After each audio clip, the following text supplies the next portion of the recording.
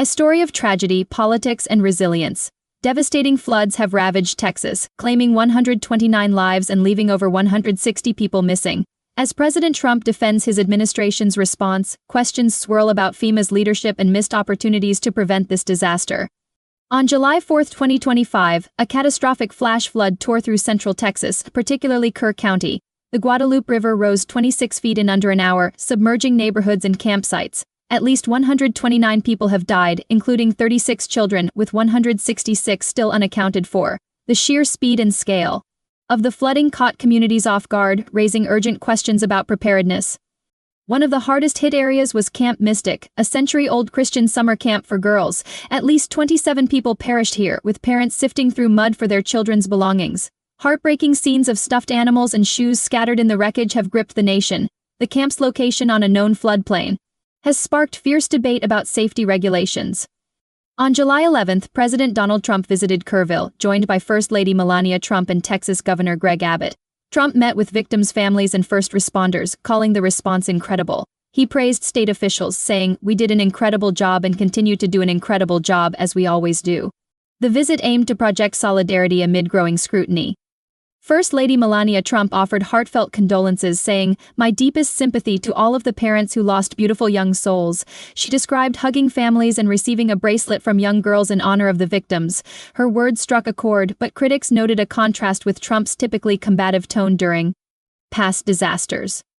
Unlike his past responses, where Trump targeted political opponents like blaming California's leadership after wildfires or Biden after Hurricane Helene, he avoided casting blame in Texas. Initially, he hinted at a Biden setup but quickly backtracked. This restraint may reflect political calculations, as Texas Governor Greg Abbott is a close ally. Still, his administration faces mounting criticism.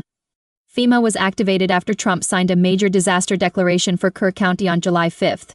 The agency deployed 70 search and rescue workers to Kerrville and sent experts to Austin. Over 850 people have been rescued, with the U.S. Coast Guard using helicopters and thermal cameras.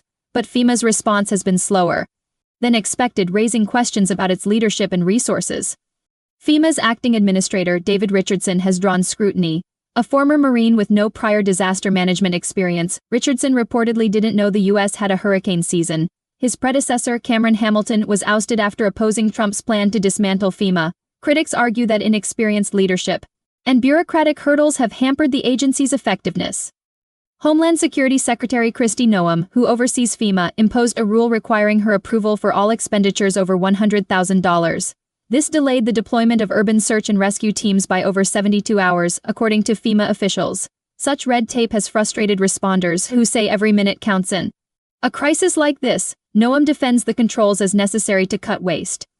Trump has long advocated shifting disaster response to states, arguing governors should handle crises. He's proposed phasing out FEMA after the 2025 hurricane season, calling it bloated and inefficient. In Texas, he's praised state-led efforts, but experts warn that states lack the resources to manage large-scale disasters. Without federal support, FEMA's $35 billion budget underscores its critical role. Texas Governor Greg Abbott praised Trump's swift disaster declaration, which unlocked federal funds for debris removal and housing. However, Abbott is part of a FEMA review council exploring ways to downsize the agency. This dual role, relying on FEMA while planning its reduction, has drawn criticism as inconsistent, especially as Texas grapples with this disaster's scale. A key question looms: why did flood warnings fail to prevent such loss of life? The National Weather Service issued a flood watch 12 hours before the disaster and a flash flood warning 3 hours prior.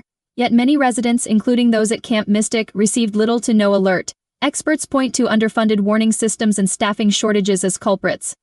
Kerr County applied for FEMA grants to install flood warning systems but was denied twice by Texas officials managing federal funds. The county couldn't secure $1 million needed to protect flood-prone areas like Camp Mystic. Trump's cancellation of FEMA's $4.6 billion Building Resilient Infrastructure program has further limited such preventive measures, leaving communities vulnerable. The National Weather Service also faced challenges: staffing shortages, down 10% nationwide, and unfilled leadership roles in San Antonio and San Angelo hindered operations.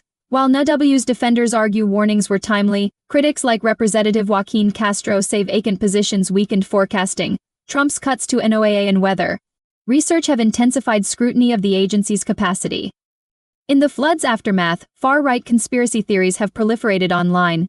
Some, echoing QAnon narratives, falsely claim the government engineered the floods through weather modification. Figures like Pete Chambers and Mike Flynn amplified these debunked claims on X, garnering millions of views. Such misinformation has complicated recovery efforts and fueled distrust in official responses. Meteorologists and experts have debunked these conspiracy theories, emphasizing that the floods resulted from extreme weather patterns, not government plots. The NOWs issued accurate warnings, but local communication breakdowns may have limited their reach. Posts blaming a California-based precipitation enhancement company were also disproven, highlighting the dangers of misinformation during crises.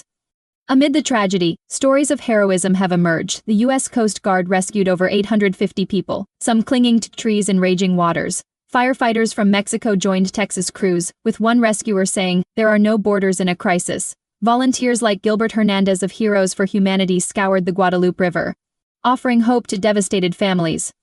The disaster has raised alarms about summer camps in flood-prone areas. Camp Mystic's location on a known floodplain has prompted calls for stricter regulations. Experts argue that Texas's lax oversight and failure to fund mitigation projects like warning systems put vulnerable sites at risk. The loss of 36 children has intensified demands for reform. Climate change has amplified the frequency and intensity of floods, with Texas facing $68 billion disasters from 2020 to 2024. Critics argue Trump's cuts to NOAA's climate research and FEMA's preparedness programs ignore this reality. Samantha Montano, an emergency management expert, warned, "This is what happens when you let climate change run unabated and dismantle emergency systems." The Texas floods have left scars that will take years to heal. As questions linger about FEMA's future and flood preparedness, the resilience of communities and first responders shines through. What are your thoughts on this tragedy and the response? Share below, like this video, and subscribe for more in-depth news analysis. Stay informed, and we'll see you next time.